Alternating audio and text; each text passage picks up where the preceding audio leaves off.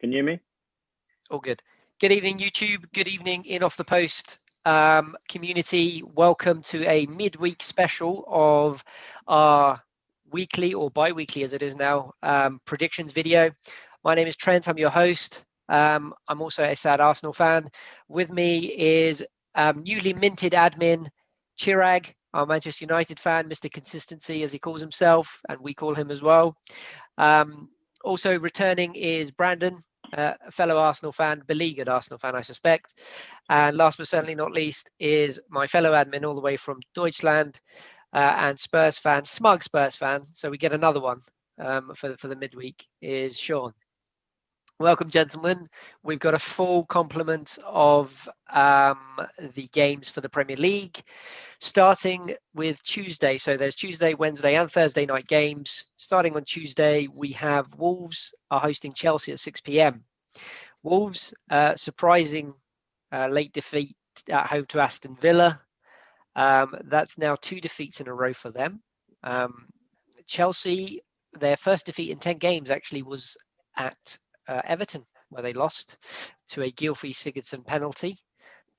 They seem to lack a little bit of imagination, I think, in that game. But yeah, they travel to the Black Country, I think it is. Well, Wolverhampton. Let's just keep it that way. As part of the 6 p.m. kickoff. Chirag, give me your thoughts on this game.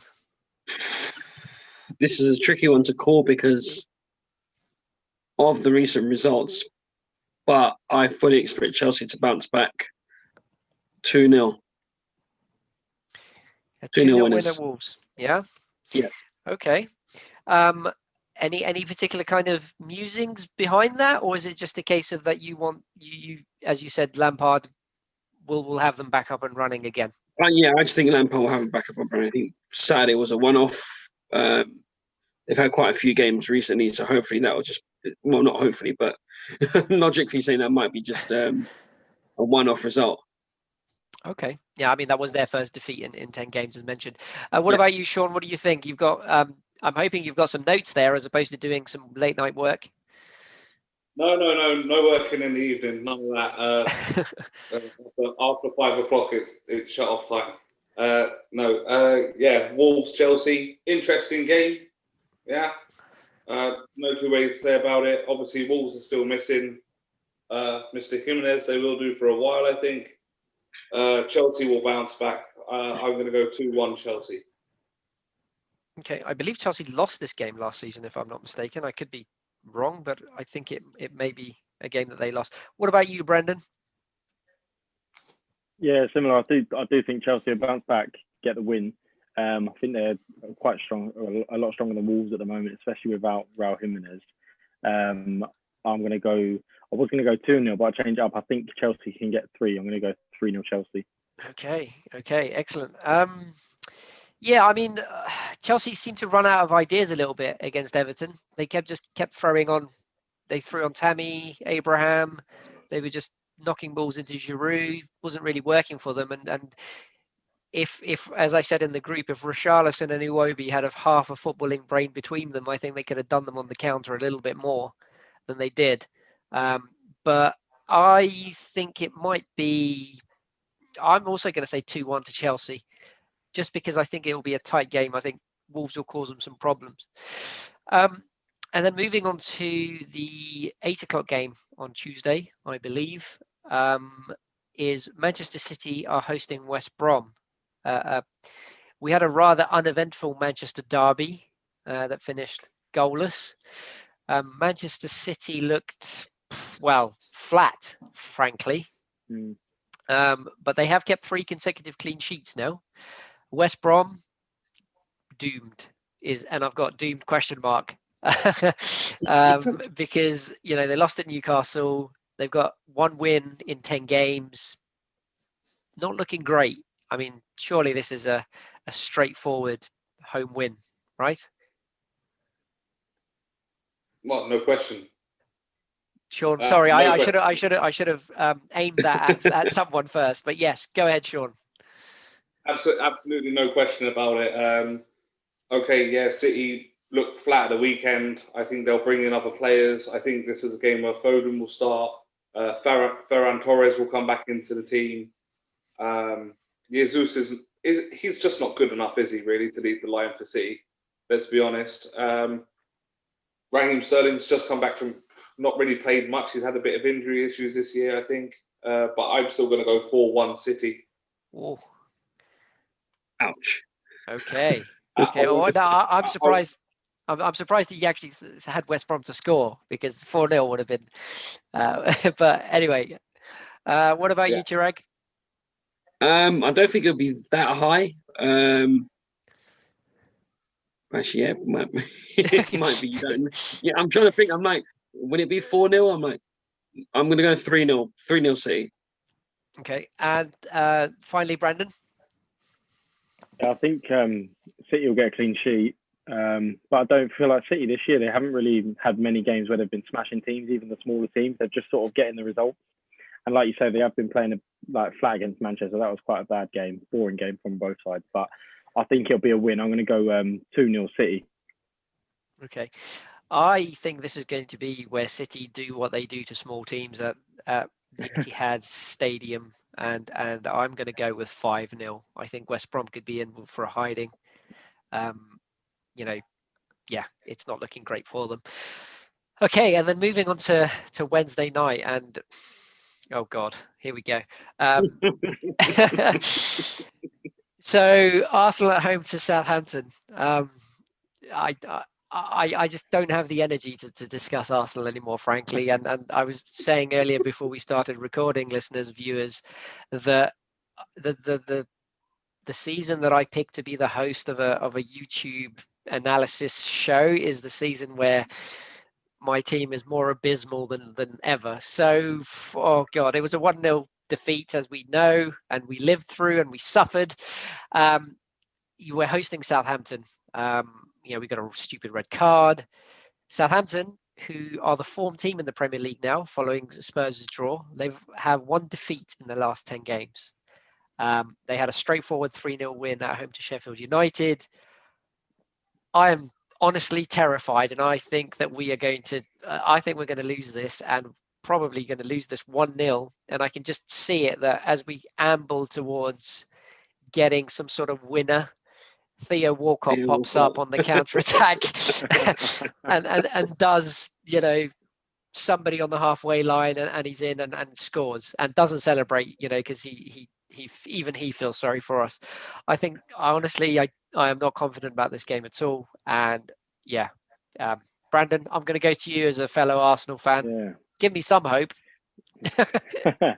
No, I'm in the same boat. I have no hope going towards this game. I said to my mates as a joke, we'll lose 1-0 to Burnley. Ben Mee will score a header, and Aubameyang scores an own goal, which was a joke.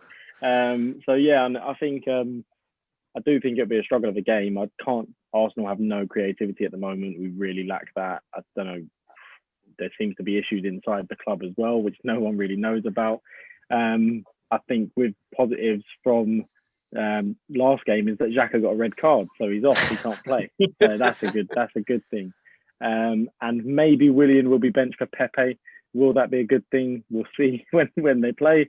But no, I think it'll be a 1-1 draw. I can see Arsenal sort of having like 70% of the possession, maybe 60%, 60-70%, and Arteta at the end saying we had chances and making up an excuse. But yeah, I can't see us getting a win with the team the way we're playing. 1-0 I'll go with. Okay.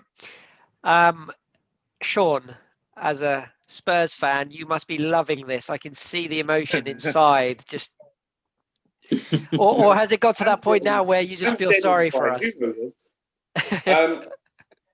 I'm actually going to go out on a limb here. I think Arsenal are going to win this, and I'll explain why. It's not just Xhaka out. It's not just Xhaka out, but also Bellerin. He's banned. I see Maitland-Niles getting a long-deserved start. Yep. I see. There's nobody else to bring back into the midfield except from Ceballos. Let's get that right. There is nobody else. Partey's still injured, but I think that's where Arsenal have been flat. the whole season, they've got 2 holding midfielders occupying the middle of the park. Neither one of them is box to box. There's no fluidity there. Willian's got to be dropped 100%. There's, again, it can't carry on. His creativity levels are very, very bad.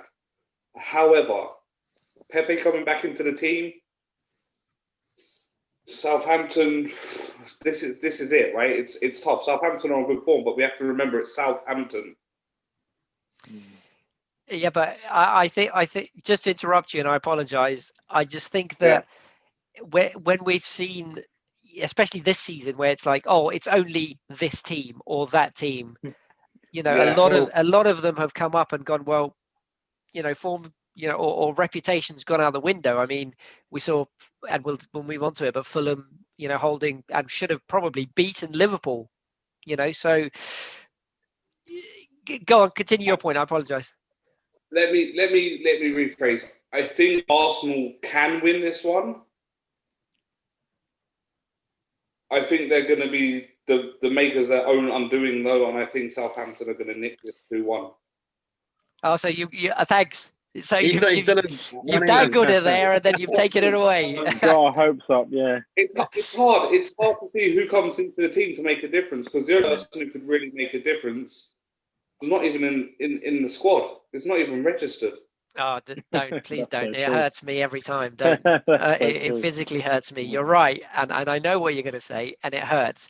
Sorry, Chirag, I just want to move on to your prediction first. I've got just a little closing segment on Arsenal. I'm not going to go mad. I just want to. Yeah, I think like what Sean was hitting. Yeah, you guys are missing Ozil massively right now. I think, Bellerin and Xhaka both being out of the game is going to help you. But I still think Southampton are going to come away with a 2-1 win. Okay. Yep. Oh, okay. No, I just wanted to say, I think one of the issues I have is that, we can kind of predict the changes that are going to be made. And a team that is kind of beleaguered, and we are, shouldn't be that predictable to say, oh, I know Ceballos is going to come in. Willian is probably still going to start. Ainsley Maitland-Niles is probably going to rightly get a start. I think I would be more frustrated if he keeps doing the same thing and hoping for a different result. If he just give 5 or 6 of the young boys that he keeps playing in the Europa League, we're losing games anyway, right? Yeah. That's the reality of our plight. If he's gone in there and given Willock and Nketiah, and when Martinelli comes back, and Ainsley Maitland-Niles a run, and even Emil Smith-Rowe and those guys, and Nelson, then I would say, okay, fine, he's giving kids a chance. It's not working out. Is he the right man, etc.? But this is even worse. Anyway, I digress. Moving on, we've got at the same time at 6 p.m. on Wednesday, Leeds are hosting Newcastle. They're not in great form at the moment. 1 win in 6. They had a 2-1 defeat at home to in-form West Ham. Is the Bielsa myth real? Am I kind of a romantic for loving this guy? I get it that he's really got a championship squad there, but their performances haven't been great recently. What do we think, Chirag?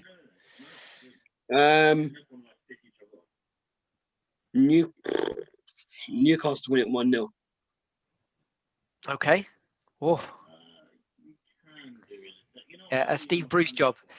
Just moving on to, he does get a lot of criticism, right? But he's on the same points as Everton and 2 behind City.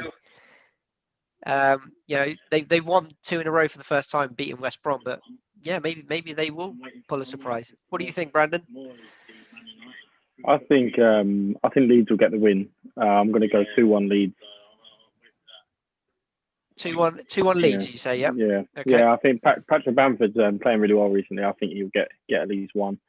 They seem to have a good midfield in terms of creating chances compared to teams like Arsenal. But I think they'll do it over Newcastle. So 2-1 Leeds. I think my son's under 6 team can probably create more chances than Arsenal right now. But anyway, Sean? Yeah, so what game were we on? Sorry, I was just sending something into the group very quickly. We can comment on that later. Leeds versus Newcastle. this one I had down for Leeds are the better team. Let's get that right. Yeah. There's no two ways about it. Yeah. I think it'll be close. Leeds at home, 2-1. Yeah, I was going to say that they might sneak it. I'll go 1-0 just to sort of be different, but I think they might beat Newcastle. I don't think Newcastle will be able to sort of keep with that press that Leeds have and that pace. And then moving on to Leicester against Everton. James Maddison's performance in midweek, how my fantasy football team needed that, because I've had him in there for about 5 weeks and he's done very little. So finally redemption. But yeah, they've now got 2 wins in a row. They're only a point off the top of the Premier League, Leicester. Everton, much needed win against Chelsea, 1-0, thanks to Gylfi's penalty. But they've only got 2 wins in 8 games. So Leicester against Everton. It's at the King Power Stadium. What do we think, Sean? Yeah. 2 good teams, both on form. Mish. Yeah, it'll be close. I'll go 2-2. Leicester 2, Everton 2. Okay, wow. Okay, he's predicting some goals in that one. Chirag. Believe it or not, I was actually going to say the same thing, 2-2. Okay. I think, yeah, they'll end up cancelling each other out. And Brandon? I'm going to change it up a bit because I did have 2-2 in my head at the start. But we'll change it up because, you know, I think both teams are playing really well. Leicester have had up and down performances this season. But yeah, I think it'll be 3-2 Leicester at the King Power. I can see a 3-2. I just think there'll be a last-minute goal. Jamie Vardy playing really well as always. But yeah, 3-2. Okay. This is a very difficult one to predict in terms of actually trying to get a good score. But Leicester have, you know, they lost at home to, was it Fulham? It was Fulham, quite recently.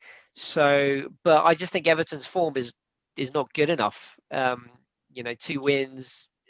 You know, they won against Chelsea with a penalty. I think Leicester will beat them 3-1. I just think Vardy is still looking like he's going to score every game. So yeah, and then Fulham at home to Brighton. Fulham, I caught a little bit of this game in the hope that Liverpool would knock Tottenham off the top of the Premier League, really, more than anything else. So I was watching this game. They got a decent point. Should have probably won it. I mean, they started like a train. Alisson made a few really good saves at the beginning. That's only 1 defeat in 3, which isn't that impressive, but still, are there signs of life for Fulham at home to Brighton? What do we think? Let me go to Brandon this time first. Yeah, I think I watched the game as well, and I thought Fulham played really well. They had quite a few chances where they could have put some away. I think they were lacking that sort of clinical finishing at the end, but I feel like that game's going to give them a lot of confidence going into this one. Therefore, I'm going to give Fulham a 1-0. I can see a 1-0 win coming. Okay. Yeah. What about you, Sean? Yeah, Fulham very well against Liverpool. From what I've heard, I haven't watched the game because I was rather ticked off considering the game beforehand. Very impressed with Fulham. I think there are signs of life there. I think of the teams that could go down, they're the most likely to survive at the moment. They're showing some fight, which is good. However, I still think Brighton are it's a 6-pointer. Yeah, let's be straight up. Brighton aren't on fire. 1-1. Okay. 1-1 will probably not be good for either side, but I think Brighton would take it based on their form and Fulham's kind of little mini revival. What about you, Chirag? Purely basing on what I saw them against Liverpool, they look very, very good going forward. I'm just going to say 2-1. 2-1 Fulham. Okay. I think Fulham will win this as well. And I was going to say 2-1 because I like Graham Potter as a manager. I think he's done some good stuff in changing that sort of culture and style. But in terms of, league position and points and things like that, it's not much different to Chris Hughton. So, yeah, I think they probably will not come away with anything against Fulham. And then moving on to really the game that is easily the game of the midweek. Liverpool, the joint leaders. Sean's already shaking his head, but joint leaders Spurs go to Liverpool at 8 p.m. I mean, it was a fortuitous point. There was a debatable penalty as well. Fulham had chances, as I mentioned. Spurs, who looked, Sean could comment on this, but in terms of what I was hearing, they were pretty much in control against Palace. A late sort of Hugo Lloris, maybe mistake, maybe not mistake, denied them all 3 points. And one thing I want to say, and it's not derogatory in any way, but Guardiola once referred to Tottenham as the Harry Kane team. Is it now becoming the Harry Kane and Heung-min Son team? Because those guys are just on fire for you. Sean, I'm going to come to you first. I want to sort of pick your brains in terms of your thoughts on the game. The question you asked, is it the Harry Kane and Son team? It's not. Every player in that team has a job and they're doing it. Everyone slated Dyer saying, he's going to be a terrible centre-back. He's been our best player in defence. Let's get that right now. He's been unbelievable. However, Liverpool away. This is probably everyone saying this is the game of the week. I think this will be the most boring game of the week. Tottenham, if you're looking for sexy football, this is not going to be it. Jose was due. My heart's telling me 1-0 Spurs. We're going to score an early goal and then that's it. Shut up shop. Which is what Jose's going to try to do. Yeah, he's going to try and get an early goal and then he's going to close up shop. Okay. However, I think Liverpool, even with their injury problems, they're still a well-oiled machine. I think Spurs will get the early goal. Liverpool will pay us back. We'll score 2-1. They'll equalise in the last minute. I'm going to go 2-2. Okay. Liverpool, who've actually dropped 6 points in their last 6 games, with draws against City and Brighton and obviously Fulham as well at the weekend. Chirag, as a Manchester United fan, try and be impartial about Liverpool at Anfield. I can see this being a draw because it'll be Jose Mourinho going to one of the big six and he'll park the bus for as long as possible. And because he's got a son in Kane that can launch a counter-attack as quickly as anyone, 1-1.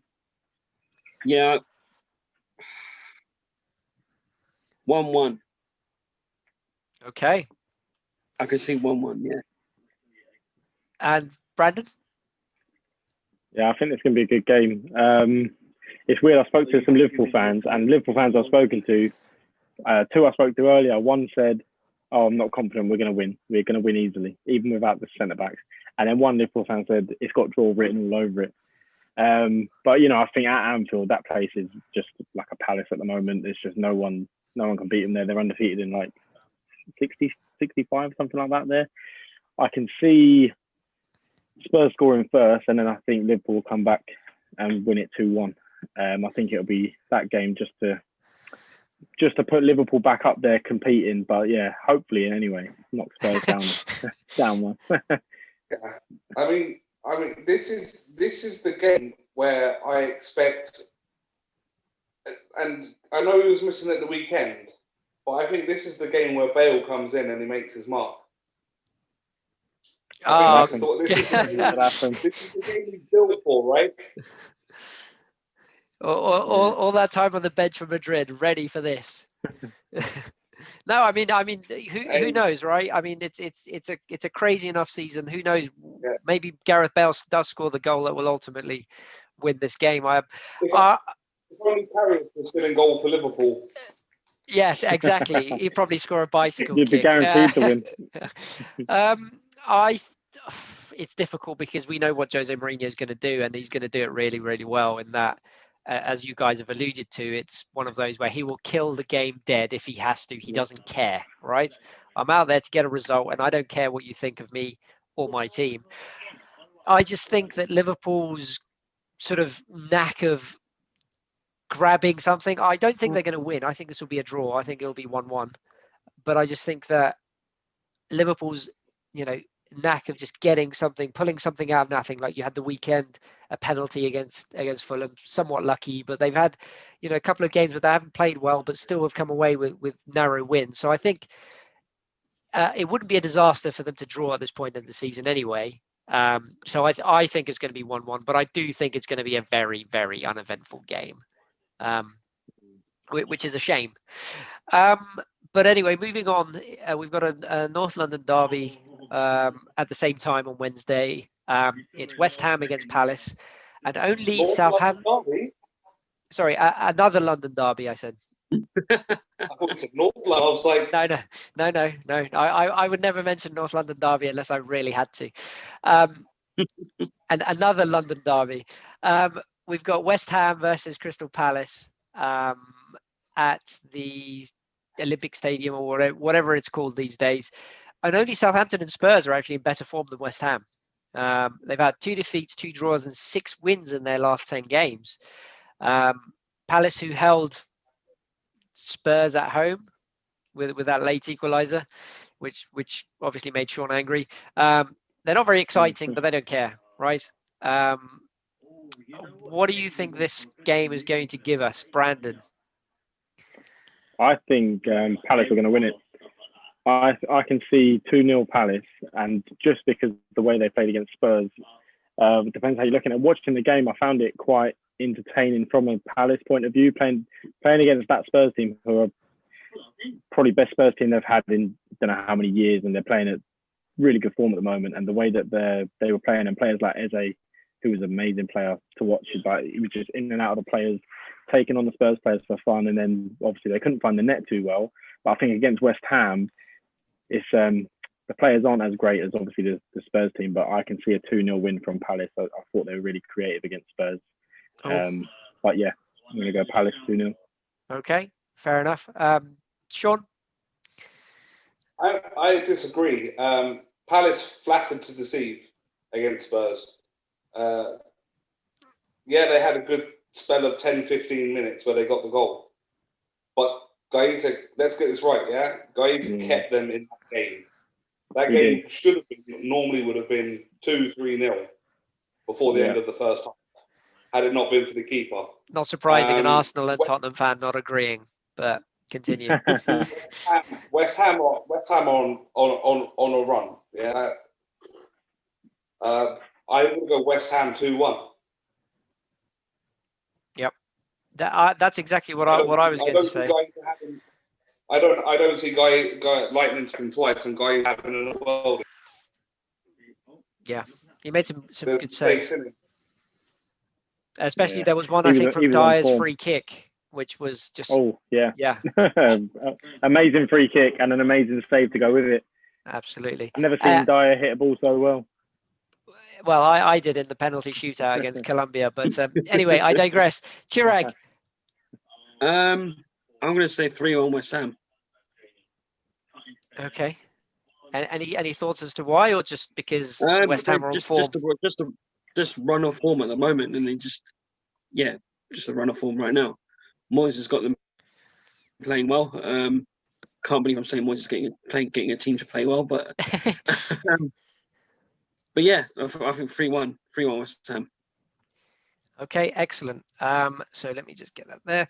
And then on the Thursday night games, we've got 2 very quickly. Another claret and blue derby, as I like to call them, Aston Villa against Burnley. Burnley, who got their first away win against Arsenal, as we know. But that's only their second win of the season. Villa, they were impressive with the late win against Wolves. They host Burnley. What do we think, gentlemen? Sean? Yeah, Villa are the better team. Burnley got lucky against Arsenal. I don't think Arsenal played as badly as most people are making out. They had chances that, on form Lacazette is scoring. Yeah, there's no two ways about it. Burn lucky, especially red card. Jack has got it in him. Own goal. Don't see them beating Villa on a playing field. Villa 2-0. Okay. And Chirag, very quickly, what are your thoughts on this game? It's a hard one to call, really, because Burnley did get the win. That's going to give them a massive confidence boost. But you think Villa should be too strong for them. I'm going to say 2-1 Villa. Okay. Yeah, I'm actually going to say 1-0 Villa myself, just because I think that Burnley aren't going to sort of open up and try and attack. They'll stick to their strengths. Brandon. Yeah, I agree with you on that one. I think 1-0 Villa. I think Burnley are a hard team to break down. 1-0. Okay. And then we go to the final game of the midweek matches is Sheffield United, who are, in terrible form, host Manchester United, who, apart from that sort of dull 0-0, they've actually been in pretty decent form, 4 wins in a row before that. Sheffield United were turned over pretty easily against Southampton. I think this is a straightforward Manchester United win. Personally, I think they'll. I'm honest here. I don't want to curse you, but I think you'll win, and I think you'll win. I think you'll win 2-0. Go on. Let me have your thoughts on this game. I don't think there's ever such thing as a straightforward Man United performance these days. And it'll be a typical United performance in the sense that they'll struggle against the team that. I hope John's okay. That they will struggle against a team that is struggling, or they'll come out and spank them 4-0. I'm going to go in the middle and sort of say United to win 3-0. Okay. I'm hoping. Excellent. No, it's good. I think the Sheffield United form would probably warrant that, but it's a strange season. But Brandon? Yeah, I think United have run away with this one. I think this will be the game to give United fans their balls back, I guess, for a few days at least. And they'll give it the big one for a couple of days. No, I can see a 3 or 4-0 win. Because Chirag's gone 3, I'll go 4. I think United will win this one 4-0. I can see a lot of goals and a lot of hype towards United this week. Okay. After that game anyway. Sean, finally. Yeah, so Chirag picked my score. That's okay. You can have the same score. This game has come just at the right time for Ollie, out of the Champions League into the Europa League. Just got a draw against the Derby. Who's up next? Sheffield United. He is licking his lips at this one. This game's going to keep it. This game is going to keep his kids fed over Christmas. Yeah. Well, if not, Rashford will help him out with that anyway. Absolutely. Sorry about the job loss, Ollie. Here's the sandwich. 3-0 United. Okay, excellent. Manchester United. Yes. Good point. Good point. Okay, so that's kind of all of the games, gentlemen. Now, it's one of those sad things that for 3 videos in a row, we're having to sort of, remember an iconic figure of football passing. And today, Gerard Houllier passed away at 73 years old. Obviously, he had a lot of history in French football, but we know him best from his sort of days at Liverpool. I'll always remember that treble-winning team that he had in the Cup back in 2001, I think it was, a 5-4 crazy final. It was a mad game against Alaves. So our thoughts are with his loved ones. Anybody would like to sort of, say something in terms of the memories of Gerard Houllier? How they remember him as a manager? I'll jump in there after that. As one of the youngest ones here, but yeah, I didn't see much of him playing, of course, but when his management, obviously very fresh. I was young, but I actually met him 2 years back at a work event, which was really cool. Met him and John Bars on the same night, and good. We got to ask questions, and he answered my question. It got picked from the crowd. I asked him which was his favourite year in management, and he came back with the 2001 year, like you said. That was his favourite year, and he went on to explain why. But yeah, what a fella he is. Good guy to chat to about football as well. And that was when I asked, actually, afterwards, there was a little, just the networking session. So I asked him about the Wenger situation. Wenger was still in at the moment. And he says, I don't think he should go yet because you'll just get a worse manager and drop down. And he was right. Look where we are now. So I should have helped him out. Absolutely. Chirag, I know that he was obviously a rival manager. Rival manager, but then when Fergie went through his health issues and stuff like that, he was one of the first people to sort of reach out to him and message him saying get well soon and everything else. And then Fergie replied back saying, yeah, I respected that, and they were friends since. So it just shows the measure of the man, regardless of who he was managing. He showed respect to his fellow professionals. Absolutely. A gentleman. Sean? Yeah, what can you say? Fantastic trainer. Won everywhere. Liverpool, Lyon, PSG. Very, very sad day for football. I mean, of course, he had his heart problems, 73, still young nowadays. And just want to say very, very, very, very sad. Absolutely. Okay, gentlemen, we've got just a couple of minutes. One sort of fact I want to throw out there, which was made earlier. I think Tony made a point in our group in that the leaders of all the 5 major European leagues are all in the Europa League, which is crazy. So Spurs, Real Sociedad, in fact, if I pronounce that correctly, Leverkusen, Milan, and Lille. Apart from Milan, those other teams really, not accustomed to being top of their respective divisions. So it just shows what a strange season this is. In terms of, the draws and stuff, we'll stay away from European football, I think, for now. But that's it, gentlemen. Thank you very much for your time, as always. For our viewers and subscribers, if you like what you see here, there are links at the bottom of this video to join our closed Facebook group where you can hear more nonsense like this. Please give us a like and subscribe. Gentlemen, enjoy the midweek's football, because I probably won't be, frankly, but I'll still look through my hands at it. But thank you very much. Have a good evening. For all those that are interested, Sorry, go ahead. For all those that are interested, I'm going to be very charitable, and I'm going to be posting lineups for Arteta that he can happily use on our Facebook group.